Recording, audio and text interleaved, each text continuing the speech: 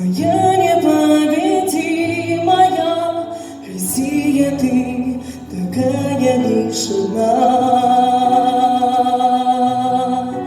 Люблю покой твоей тиши и глубину твоей души, горячую своей такой бескрайней добротой, бескрайней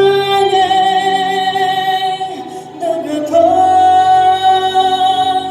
Ты моя душа, мой очаг и сила, как с тобою мне хорошо до слез.